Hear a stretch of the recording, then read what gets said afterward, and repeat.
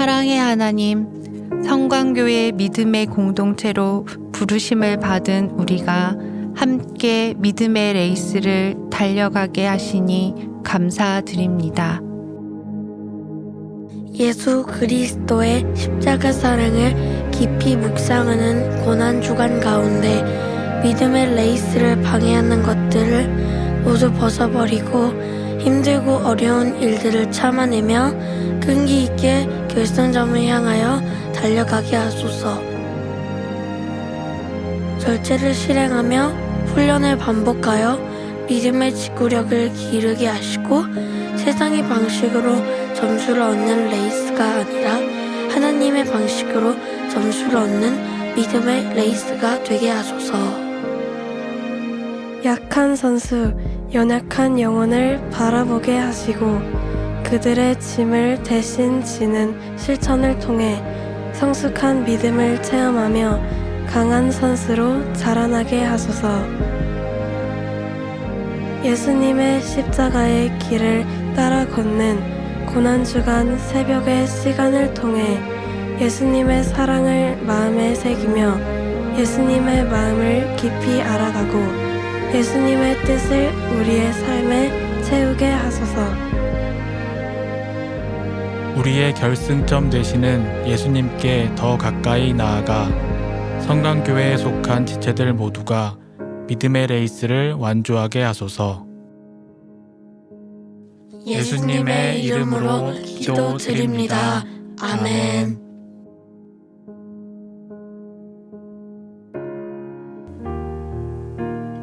오늘 우리에게 주신 하나님의 말씀은 갈라디아서 6장 14절 말씀입니다. 그러나 내게는 우리 주 예수 그리스도의 십자가 외에 결코 자랑할 것이 없으니 그리스도로 말미암아 세상이 나를 대하여 십자가에 못 박히고 내가 또한 세상을 대하여 그러하니라. 오늘의 말씀에 많은 은혜 받으시기 바랍니다. 오늘 저희들이 고난주간 예수님의 발자취를 따라서 성경을 읽을 때는 복음서에 예수님께서 재판받으시고 빌라도 앞에서 재판받으신 다음에 십자가에 못 박히시는 과정들이 계속해서 이어지는 복음서의 이제 마지막 부분을 저희가 지나가게 됩니다. 오늘 성금요일인데 주님께서 지신 십자가 또 십자가의 의미들을 생각하면서 십자가의 의미가 어떤 것인지를 여러분들이 돌아보는 귀한 하루가 되기를 바랍니다. 오늘 갈라디아서 6장 14절을 저희가 암송구절로 제가 정한 것은 바울의 고백 때문입니다. 바울은 14절에서 아주 분명하게 내게는 우리 주 예수 그리스도의 십자가 외에 결코 자랑할 것이 없으니 라고 고백합니다. 십자가 외에는 이제 자랑할 것이 없다는 고백입니다.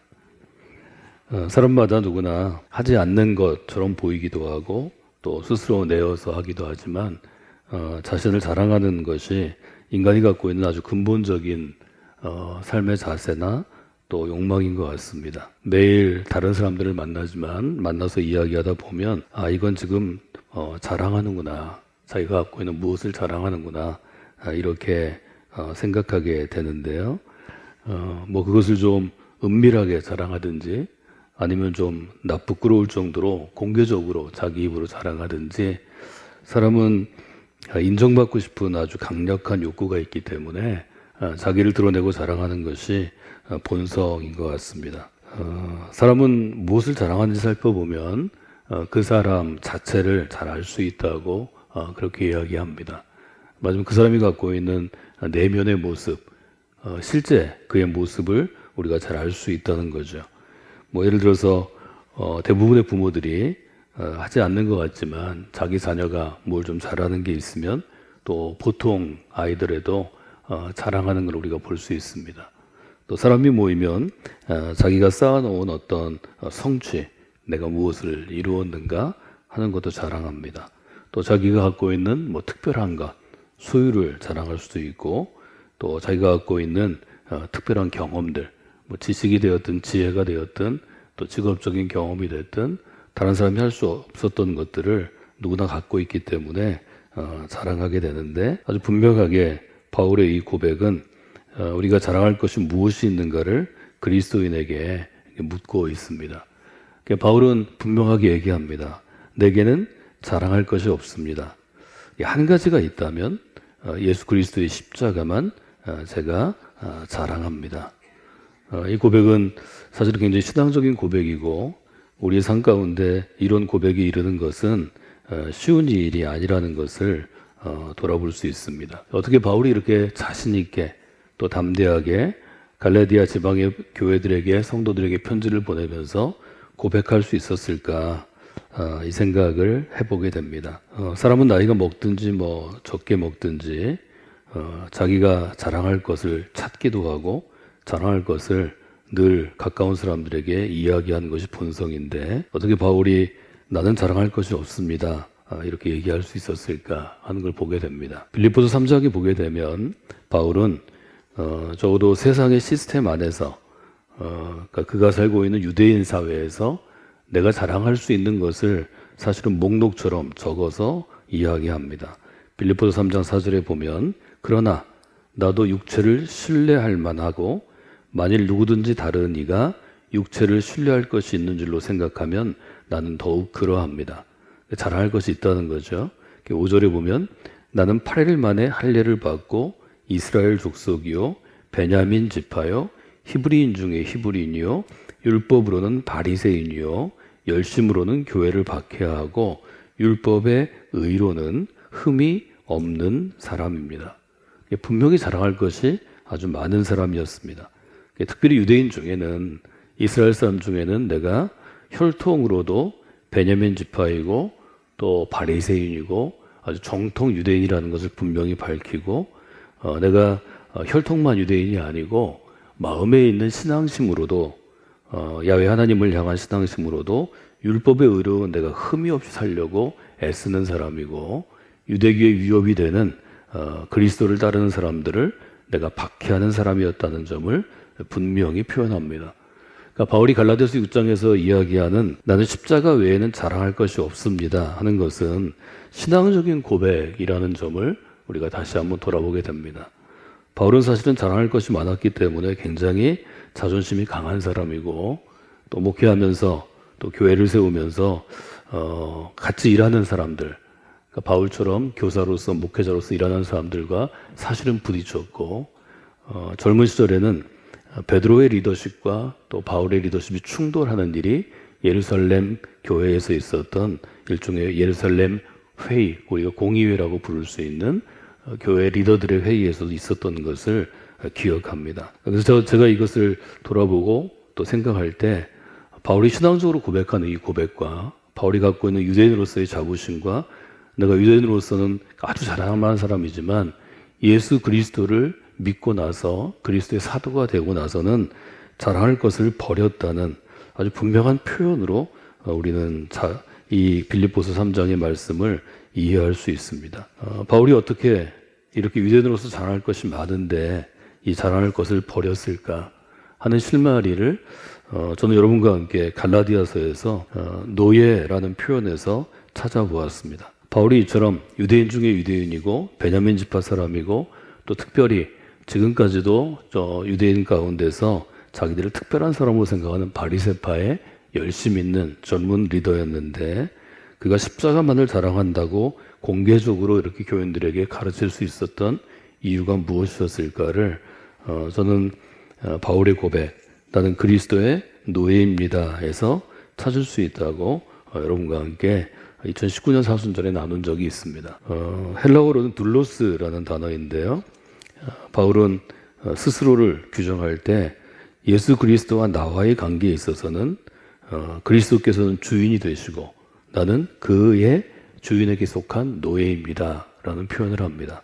노예라는 표현을 할 때 과연 어떤 다른 점을 갖고 있을까 하는 점에 대해서 저는 존 메가더가 지적한 영어 단어의 차이점을 가지고 여러분에게 설명해 드렸습니다.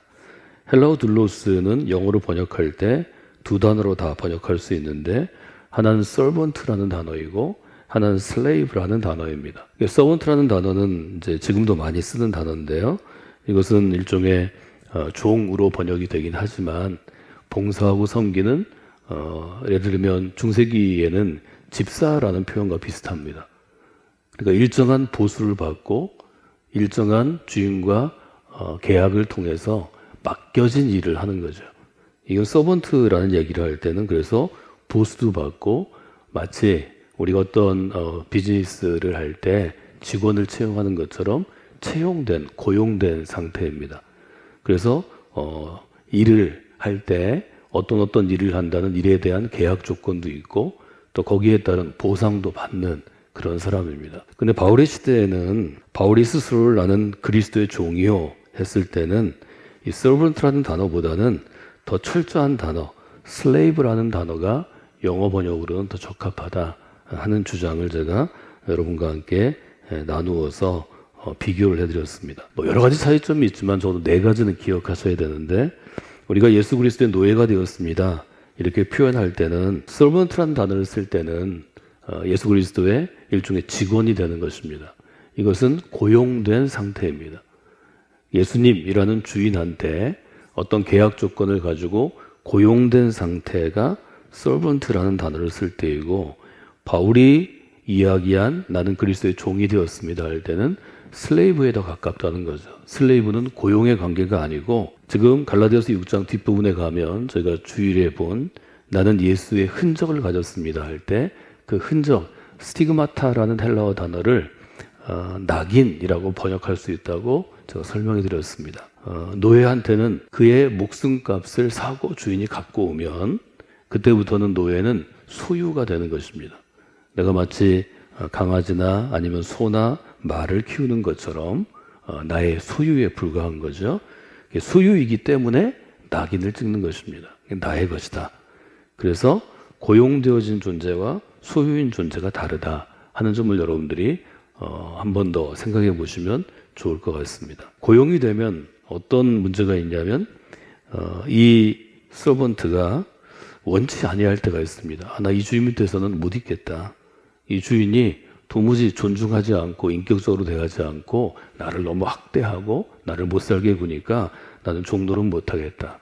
그러면 서번트의 개념은 떠날 수 있다는 거죠. 말하자면 종에게 선택권이 있습니다. 종이 주인을 고를 수 있습니다.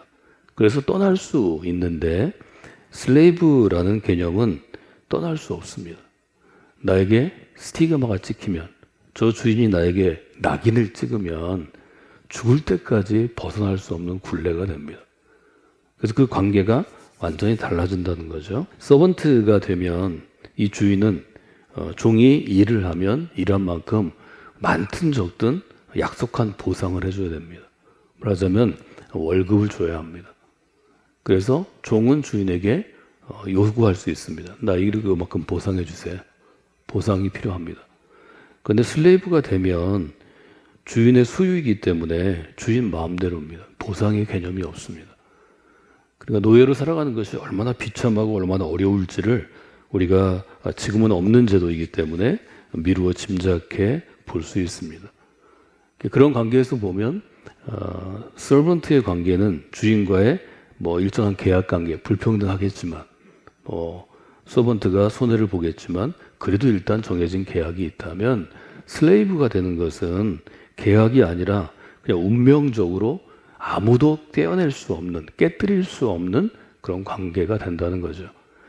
지금의 사회에서는 로마 제국의 이 서번트라는 종의 개념과 슬레이브라는 종의 개념을 우리가 잘 이해할 수 없기 때문에 우리가 문자적으로라도 이것들을 이해하는 것이 중요하다 하는 점을 다시 한번 여러분들이 성경을 읽을 때 생각해 보시면 좋을 것 같습니다. 바울이 나는 십자가를 자랑합니다 라고 이야기할 때는 철저하게 나는 그리스도의 노예라고, 바울은 사실은 자유인이죠. 이미 로마의 시민입니다. 그는 자유롭게 살아갈 수 있는 사람입니다.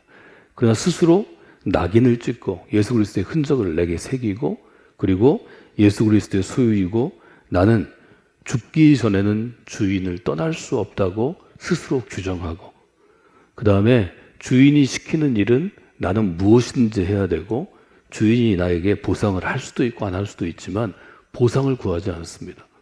그리고 이것은 깨어질 수 없는 관계이기 때문에 나는 철저히 복종하겠습니다. 그래서 바울은 내가 스스로 그리스도의 슬레이브, 노예가 되었다고 표현할 때 이미 예수님과의 관계 설정은 분명히 했다 이걸 볼 수 있습니다.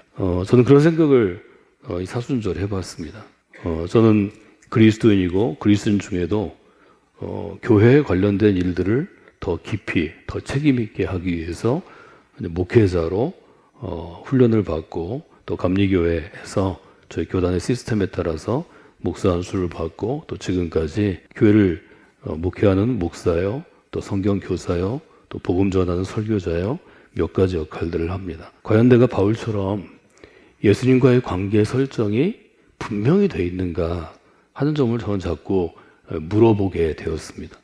표로 한번 정리해서 주시면은요, 종과 노예에서 여러 가지 관계가 있지만 제가 4가지를 특히 강조해 드렸는데, 저는 때때로 힘들고 어려웠거나 아니면 제 자신이 어떤 문제로부터 갈등과 고민이 있으면 내가 목회의 자리에서 떠날 수 있나? 이런 생각을 지금도 전 하고 앞으로도 하게 될 것입니다.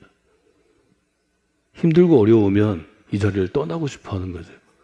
다만 이제 저는 목회자이고 오랫동안 목회했고 또 이제 인간적으로도 나이가 많은 축에 들어가니까 그것을 공개적으로 얘기하지 않을 뿐입니다. 마음속으로는 내가 이제 주님과의 관계에서 또 목회자로서 지금까지 살아왔지만 혹시 떠날 수는 없나? 훌쩍 떠나면 안 되나? 지금 그만두면 안 되나? 현재 자리로서는 우리는 현대사회 시스템에 따라 은퇴라는 제도가 있습니다. 제 또래 아주 하나님을 향해 헌신하고 열심히 목회하고 목회자로서도 인정을 받고 소위 말해 성공한 목회자들인 제 친구들을 만나도 우리가 이런 이야기를 자주 합니다. 제가 마음으로 그렇게 생각합니다. 아직 멀었구나. 떠날 수 있다고 생각하든지 떠나도 되나 하는 생각을 하는 것 자체가 내가 예수님의 바울이 한 것처럼 나는 그리스도의 철저한 노예입니다 라는 이 관계가 아직은 굳건하게 굳어지지 않는구나. 이게 참 어려운 일이구나. 그런 생각하게 됩니다. 저도 목회하면서 섭섭할 때가 자주 있습니다. 나는 정말 교회를 위해서 이렇게 일했는데, 나는 또 하나님이 맡겨진 일을 위해서 이렇게 일했는데, 너무 힘들게 일하고 정말 힘든데 나한테 주어진 보상이 이거밖에 없나? 내가 보상을 받을 수 없나? 이런 생각이 저를 힘들게 할 때가 종종 있습니다. 겉으로 표현하지 않지만 그때마다 저는 저 자신에 대해서 실망할 때가 있고, 실망뿐만이 아니라 예수 그리스도와의 관계에 있어서 내가 어떤 부분에 지금 어려움이 있고 문제가 있는가, 이 점을 저 스스로에게 다시 물어봅니다. 완전한 소유가 되었다는 것은 그런 의미입니다. 오늘은 그리스도의 십자가를 저희가 묵상하는 시간인데, 전 여러분이 이 서번트와 슬레이브의 차이 중에서 제가 4가지 선택해서 여러분에게 표처럼 그려드린 이 표를 마음에 두고 하나하나 좀 물어보시면 좋을 것 같습니다. 나는 과연 한 사람의 그리스도인으로서 바울과 예수 그리스도의 관계를 우리가 모델로, 기준으로 볼 때 어떤 점에서 내게 지금 좀 문제가 있고 비어있는 부분이 있고 다시 관계를 설정해야 되는가. 우리가 그냥 눈물을 흘리면서 기도할 수 있습니다. 어릴 때 감정적으로 주님이 채찍을 맞으셨습니다. 피부가 찢겨지고 피가 흐르고 뭐 이런 것으로 감정적으로 할 수 있지만 우리의 삶은 감정보다는 사실은 의지입니다. 감정은 잠깐이고 우리가 기도해야 할 때 울 수는 있지만 이 교회 문을 밖에 나가서 우리가 서는 세상의 시스템은 우리가 마음속에 그리고 있는 신앙의 시스템과는 완전히 다릅니다. 나는 오늘도 계약된 어느 직장에 가서 내가 해야 될 일을 해야 되고, 내가 그 일을 할 때 그리스도인으로서 하지 못할 말을 할 때도 있고 거짓말을 해야 될 때도 있고, 또 어떤 때는 그 사람을 어려운 지경으로 몰아넣을 때도 있습니다. 말하자면 교회 문을 밖에 나서는 순간 나는 세상의 시스템에 따라 움직여야 하기 때문에 그리스도인으로서 선택하지 못할 때가 많이 있습니다. 그래서 저는 여러분들이 적어도 이 4가지 측면에 있어서는 오늘 한번 좀 고민해 보시면 좋겠습니다. 나는 어느 정도까지 바울이 지금 고백하고 있는 예수 그리스도는 나의 철저한 주인이 되시고 내 몸에 예수 그리스도라고 낙인을 찍으시고 혹은 피부를 칼로 파서 예수님의 것이라고 쓰고, 그리고 내가 산다고 그럴 때 이 부분에서 과연 나는 지금 노예로서는 제대로 된 노예인가? 이런 점을 한번 여러분이 질문하시면 저는 우리의 신앙에 큰 도움이 될 것 같습니다. 우리가 예수 그리스도를 믿는다는 것은 사실은 말로 믿는 것이 아니고 그저 노래를 하듯이 가수가 노래처럼 살지 않지만 무대에 서서 뭐 그만큼 나한테 보상을 주니까 개런티를 받고 돈을 받고 그때만큼은 이 노래처럼 내가 하는 우리 연기자가 아니기 때문에 24시간 나의 주어진 삶을 살아가야 되기 때문에 이런 부분을 좀 여러분이 질문하시면 좋을 것 같습니다. 바울이 십자가를 자랑한다고 이야기한 것은 그 시대에는 시대를 향한 일종의 도전입니다. 왜냐하면 그 시대의 이방인들은 로마 제국에 사는 사람들은 십자가를 씻을 수 없는 죄를 지은 죄인이 지는 수치로 봤기 때문입니다. 십자가에 달리는 것 자체가 나한테도 수치고 나의 아이들에게는 엄청난 수치입니다. 나의 아이들이 내가 자신의 아버지라는 것을 밝힐 수 없습니다. 평생을 수치 가운데 살아가야 되기 때문입니다. 그럼에도 불구하고 바울이 나는 씻을 수 없는 죄를 지은 죄인들이 져야 하는 이 십자가를 자랑한다고 이야기한 것은 바울이 십자가를 질 만큼의 죄를 졌기 때문이 아닙니다. 바울이 나의 삶의 주인으로 예수님을 사실은 선택했기 때문입니다. 사실은 예수님이 바울을 선택했을 때 그 선택에 무릎 꿇었기 때문입니다. 이 점에서 저는 상당히 좀 제 자신의 문제가 있다는 걸 계속해서 사실은 매년 생각해 보게 됩니다. 한국에서 신앙생활하는 교인들이 그리스도인들이 이 부분에서 문제가 있는 것 같습니다. 전 때때로 제가 예수님을 선택하고 그리스도교 신앙을 선택했다는 착각에 빠질 때가 많습니다. 내가 예수님을 따르는 길을 선택했어. 선택은 주인이 하는 것입니다. 우리가 지금 민주적인 개념에서 얘기하는 게 아니고 바울이 얘기하는 주인과 노예의 관계에서 하면 노예는 주인을 선택할 수 없습니다. 노예 시장에서 아니면 나의 아버지가 나의 할아버지가 이 사람에게 노예로 팔려왔기 때문에 그냥 그것을 운명처럼 받아들이면 살 수 있고 운명처럼 받아들이지 못하면 스스로 목숨을 끊거나 도망가야 합니다. 아시는 것처럼 로마 제국의 시스템이 만만하지 않습니다. 노예로 살다가 낙인을 찍고 도망가면 결국 그는 추적자에 의해서 죽게 됩니다. 한 사람의 노예가 도망가서 자유인이 되면 그 주인 밑에 있는 수백 명, 수천 명의 노예가 다 도망갈 수 있기 때문입니다. 이게 시스템이 갖고 있는 무서운 점입니다. 그 점을 한번 여러분들이 생각해 보시면 좋을 것 같습니다. 결국 우리가 그리스도 신앙을 갖는다는 것은 뭐 다른 세상을 떠나서라도 예수 그리스도와 나 사이의 관계에서 누가 주도권을 갖느냐의 문제입니다. 내가 예수님을 선택하고 내가 예수님을 섬기는 조건을 결정하고 내가 원하는 방식으로 예수님을 믿는다. 그러면 아직 아닙니다. 계속해서 고민과 갈등이 이루어질 것이고 그 문제를 바울은 또 서신서는 성경은 집요하게 추적합니다. 그 점이 저는 신앙생활에서 앞으로 제가 넘어야 할 산이라고 생각해 보았습니다. 여러분 어떠신가요? 우리가 한국교회에서 자라나고 한국교회에서 신앙을 배우고 또 신앙생활을 하면서 누가 이야기를 하든지 뭐 한국교회가 생각하는 그래도 교회에서 리더십을 주는 신앙이 좋다고 하거나 열심히 헌신했다는 사람들이 결국 마지막은 내가가 아닌가요? 내가 선택하고 내가 결정하고 내가 하는 것이 과연 바른 신앙인가? 이 점을 한번 여러분들이 생각해 보시면 좋을 것 같습니다. 빌립보서 3장 제가 4절부터 6절까지 읽었는데 그 뒷부분입니다. 7절 한번 읽어볼까요?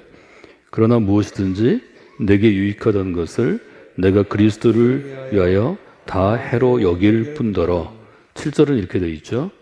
나에게 유익하던 것들을 이제는 내가 그리스도를 위하여 해롭다고 여긴다 이렇게 표현합니다. 8절 읽어볼까요? 또한 모든 것을 해로 여김은 내 주 예수 그리스도를 아는 지식이 가장 고상하기 때문이다.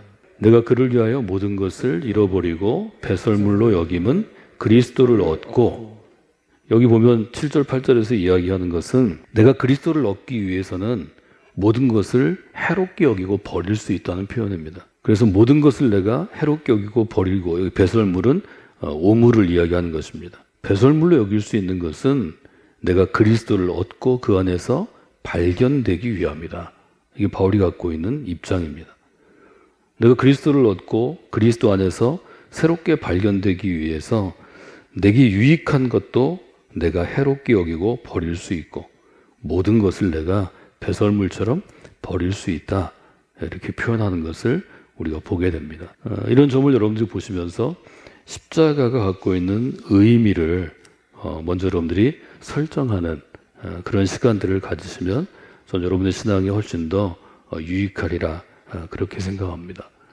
바울이 생각하고 있는 예수 그리스도와 자신과의 관계 설정의 문제를 한번 여러분들이 돌아보시면 좋을 것 같습니다. 두 번째, 이 구절에서 중요한 것이 어떤 것인가 하면 십자가가 우리를 세상으로부터 자유하게 한다라는 표현입니다.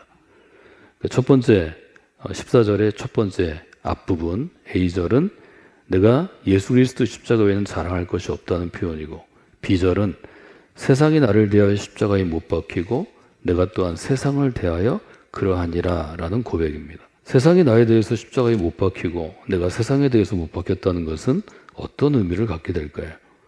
이 질문도 한번 여러분이 해보시면 좋을 것 같습니다.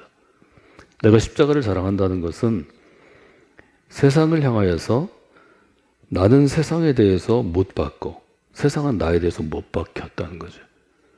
이것은 쉽게 얘기하면 나는 세상을 향해서 죽은 사람이 되고 세상은 나를 볼 때 세상에 속한 사람이 아니니까 이미 나를 죽은 존재로 본다는 것입니다. 이 문제는 여러 가지로 해석할 수 있는데 저는 오늘 여러분들이 이것은 세상이라는 시스템으로부터 우리가 좀 더 자유해진다는 의미로 생각해 보시면 좋을 것 같습니다. 우리가 살아가는 세상에 우리가 교회 문을 나가면 시스템이 있습니다.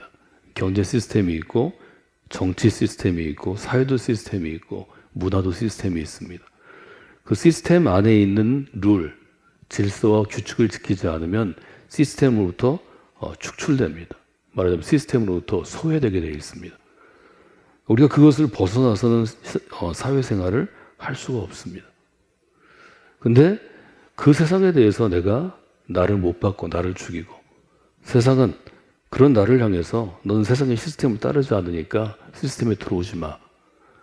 이것이 어떤 의미가 있는가도 여러분이 사실은 잘 생각하셔야 합니다.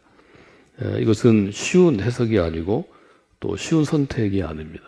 또 그리스도인 안에서, 말하자면 기독교라는 종교 안에서 이 구절을 해석하는 것도 사실은 극과 극입니다. 일단 세상의 시스템을 우리가 뭘로 생각할 수 있는가 하면 요한 1서를 따르면 세 가지 정도 여러분들이 시스템을 생각할 수 있습니다. 요한 1서 2장에 보면 15절에 이렇게 되어 있습니다. 이 세상이나 세상에 있는 것들을 사랑하지 말라. 누구든지 세상을 사랑하면 아버지의 사랑이 그 안에 있지 아니하니. 16절 읽어볼까요? 이는 세상에 있는 모든 것이 육신의 정욕과 안목의 정욕과 이생의 자랑이니 다 아버지께로부터 온 것이 아니요 세상으로부터 온 것이라. 세상을 세 가지로 분석합니다. 첫째, 세상은 육신의 정욕이 이끌어가는 시스템이다. 육신의 정욕이란 육신의 욕망을 의미합니다. 두 번째는 안목의 정욕이 이끌어가는 시스템이다. 눈의 욕망입니다. 눈으로 보는 것의 욕망. 세 번째는 이생의 자랑. 내가 살아가고 있는 현재의 살림살이를 자랑하는 것이 세상의 시스템이 갖고 있는 하나의 기준이 됩니다. 이 정도 여러분들이 잘 생각해 보시면 좋을 것 같습니다. 그리스도로 산다는 것은 육신의 욕망과 안목의 욕망과 이생의 자랑으로부터 자유함을 얻는 것입니다. 예수님이 가진 십자가의 의미를 여기에 우리가 투입한다면 그리스도의 십자가의 사람이 된다는 것은 육신의 욕망과 안목의 욕망과 이생의 자랑으로부터 자유함을 얻게 된다는 의미이고 선언입니다. 우리가 육신의 욕망에 늘 고민하고 갈등한 이유가 여기서 시작합니다. 안목의 욕망, 눈의 욕망에 우리가 자유롭지 않습니다. 이생의 자랑, 현재의 자랑거리에 자유롭지 않습니다. 예수님도 똑같은 시험을 당하셨죠. 그래서 예수님의 시험 여러분이 기억해 보시면 이 돌이 떡이 되기 위해서 좀 배고픈 사람을 좀 먹이면 얼마나 좋겠냐. 이것을 리더십들이 누구나 당하는 시험거리입니다. 배고픔을 면하게 하는 것은 모든 왕에게 원하는 보통의 사람들, 배고픈 사람들의 요구입니다. 지금도 마찬가지죠. 우리가 예를 들어 대통령을 뽑으면 대통령에게 요구하는 것은 우리 같은 이미 선진국이 됐지만 더 많은 걸 나한테 달라는 것입니다. 미국도 마찬가지입니다. 대통령 오래 하려면 경제가 잘 되고 많은 사람들이 이전에 벌던 것보다 더 많이 벌어야 합니다. 그런데 돌이 떡이 되게 하는 것의 문제는 뭐냐면 하나님의 시스템을 깨뜨리기 때문입니다. 떡은 떡되게 하는 절차가 있습니다. 돌을 떡으로 만들어서 주면 한 번은 가능하지만 매번 그렇게 하면 사람들이 유혹에 빠져서 일하지 않을 것입니다. 예수님을 따르면 그 앞에 있는 돌이 떡이 돼서 일하지 않고 배불리 먹고 놀고 먹을 수 있다는 생각이 있으면 세상의 질서는 깨질 것입니다. 이것은 리더한테는 유혹이지만 예수님은 거절하십니다. 두 번째는 높은 성전 꼭대기에서 뛰어내리라는 것입니다. 기적을 행하라는 것입니다. 기적을 행함으로 특별한 능력을 보여서 사람들에게 인정받으라는 것입니다. 그런데 예수님께서 우리에게 주시는 것은 이런 기적이 아니고 자기를 부인하고 십자가를 지고 좁은 길과 좁은 문으로 들어가라는 도전이었습니다. 이것도 두 개가 모순이죠. 나한테 절하면 천하를 너한테 주겠다 하는 것은 하나님이 아니라 지금 일종의 사단을 섬기면 세상에 평화를 주고 질서를 주고 사람들을 존중한 건 관계없이 하여튼 굉장한 힘, 슈퍼파워를 주겠다는 시험입니다. 그런데 이것은 예수님만 받은 게 아니라 아담과 하와 첫사람도 받았고 실패한 왕 사울도 받았고 우리가 성공한 왕으로 보는 다윗도 받았고 여러 선지자들도 비슷한 시험을 다 받고 사실은 우리도 받는 것입니다. 그 점을 한번 여러분들이 돌아보시면서 십자가의 의미를 생각하는 오늘 금요일이 되시면 좋을 것 같습니다. 요한일서 우리가 마지막 본 17장은 이렇게 되어 있습니다. 표준세 번역이 아주 번역이 잘 되어 있는데요. 이 세상도 사라지고 이 세상의 욕망도 사라지지만 하나님의 뜻을 행하는 사람은 영원히 남습니다. 갈라디아서 이 고백이 우리한테 주는 것, 십자가의 사람인 바울이 주는 도전은 이 세상의 시스템으로부터 우리가 십자가 때문에 그래도 자유함을 어느 정도 누릴 수 있는 여백을, 공간을 얻었다고 고백하는 것입니다. 우리는 세상 안의 시스템에서 죽을 때까지 살아야 되기 때문에 이 고민을 계속 가지고 내년에도 그 후년에도 살아가게 될 것입니다. 여러분들이 이 갈라디아서에 있는 바울의 고백을 보시면서 하나님, 제가 십자가의 사람으로 살아갈 때 세상의 시스템 안에서 어떻게 사는 것이 더 지혜롭고 하나님 원하시는 삶입니까를 붙잡고 좀 씨름하시면 좋을 것 같습니다. 우리가 지금 신앙하고 있는 예수님을 따르는 길이 우리에게 주는 것은 예수님이 시험을 받으신 것처럼 한 번의 문제를 기적적으로 해결하는 게 아닙니다. 우리 안에 있는 상황에서 계속 고민하고 씨름하면서 그 문제를 붙잡고 살아가는 것입니다. 저는 이것이 자기를 부인하는 삶이라고 생각합니다. 이것이 우리에게 주신 십자가라고 생각합니다. 자기를 부인하고 자기 십자가를 지고 그리스도를 따르는 길은 그렇기 때문에 십자가의 사람으로 살려고 노력하면서 경험하는 십자가 위에서 얻는 혹은 십자가로부터 얻는 자유함입니다. 오늘 성금요일인데요. 하나님께서는 우리로 십자가의 길로 불러주셨습니다. 사실 이것은 우리의 선택은 아닙니다. 우리는 주님이 주신 십자가를 지고 주님의 뒤를 따르는 삶을 살도록 선택받고 부르심을 받았습니다. 이 일을 우리가 잘 할 수 있는 것은 하나님으로부터 힘을 얻고 믿음으로 살려고 애쓰는 것 외에는 없을 것 같습니다. 여러분, 그러나 누군가 십자가를 지고 그 길을 갔을 때 예수님을 통해서 십자가가 우리를 낡은 것으로부터 자유롭게 하고 세상으로부터 자유롭게 하고 구원의 길을 여신 것처럼 여러분 때문에 누군가는 여러분을 이정표로 삼아서 예수 그리스도께서 주시는 이 구원의 길을 같이 걸을 수 있는, 말하자면 구원의 길로 초대받을 수 있는 일들을 여러분이 하실 수 있습니다. 갈라디아서의 본문을 저는 이렇게 주제로 묶었습니다. 노예로부터 자유인으로. 갈라디아서를 통해서 바울이 이야기하는 것은 세 가지입니다. 그리스도께서 십자가를 통해 우리에게 자유를 주셨습니다. 그 자유 위에 우리는 굳건하게 서야 합니다. 다시는 종의 멍에를, 이때의 종의 멍에는 일종의 세상의 종입니다. 세상의 종의 멍에를 매지 않아야 합니다. 십자가가 우리를 자유케 했다는 이 선언이 어떤 의미를 갖고 있는가는 여러분의 삶에서 여러분이 계속 적용하시고 정리하셔야 될 것 같습니다. 말하자면 십자가는 우리에게 아주 굉장히 중요한 구원으로 가는 문을 열지만 그 구원의 길을 걸어가는 것은 우리가 자기를 부인하고 또 우리에게 주신 십자가를 주고 걸어가는 길입니다. 그래서 이 길을 따라서 여러분이 걸어가서 십자가 갖고 있는 의미들을 여러분의 삶으로 하나씩 정리하시는 2026년 사순절이 되시고 또 올 한 해가 되시면 좋겠습니다. 하나님께서 여러분을 도와주시길 원합니다. 이 길 가운데 십자가가 주는 자유함, 그 자유함이 어떤 것인지를 더 깊이 체험하는 여러분들 그리스도인들이 되시기를 주님의 이름으로 축원해 드립니다.